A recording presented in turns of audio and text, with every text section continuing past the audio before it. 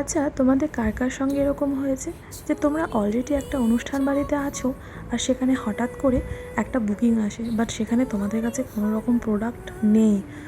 এবার সেখানে তো তোমরা কি করতে, যে সাজাতে, নাকি বলে দিতে যে না আমার কাছে প্রোডাক্ট নেই তাই সাজাতে পারবো না?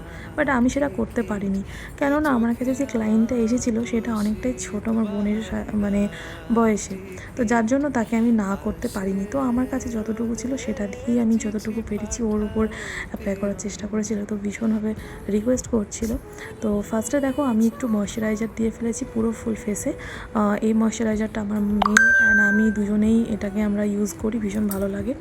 আর তারপর আমি একটা ইনসাইডের একটা প্রাইমার দিয়েছি, যেখানে যেখানে দরকার সেখানে সেখানে। অ্যান্ড দেন তারপরে একটা হাইলাইটিং প্রাইমার আমার কাছে এটা ছিল, আর এটা আমি ইউজ করি ভীষণভাবে।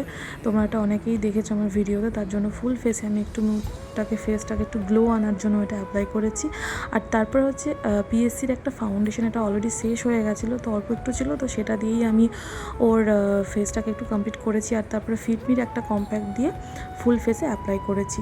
আর এটা হচ্ছে আই ম্যাজিকের আই শ্যাডো প্যালেট, যেটা আমার ভীষণ একটা ফেভারিট প্যালেট বলতে পারো। এটা দিয়ে আমি ফুল ওর আই মেকআপ, আইব্রো টোটালি আমি এটা কমপ্লিট করেছি। দেখো ওর কিন্তু আইব্রোটা করা নেই, তো একটু প্রবলেম হচ্ছিলো যেহেতু আমার কাছে কনসিলার সেই মুহূর্তে ছিল না।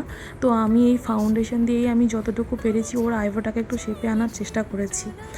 আর তারপরে তোমরা কিন্তু অবশ্যই জানাবে যে ওর ফুল লুকটা কেমন লেগেছে। জানি হয়তো ওর ফুল লুকটা পারফেক্ট হয়নি, কিন্তু আমি যতটুকু পেরেছি আনার চেষ্টা করেছি। আর ওরও বেশ ভালোই লেগেছে। তো ওর বার্থডে আর কি ইনভাইট ছিল, তো আমাকে একটু ফোর্স করছিল যে ও আমার ননদ হয়, তো যার জন্য আমাকে বারবার বলছিল যে বৌদি আমাকে একটু প্লিজ সাজিয়ে দেবে। তো সেটাই আমি না করতে পারিনি চাইলেও। তো তোমরা ভালো লাগলে অবশ্যই একটা লাইক, শেয়ার, কমেন্ট করে দিও। চলো।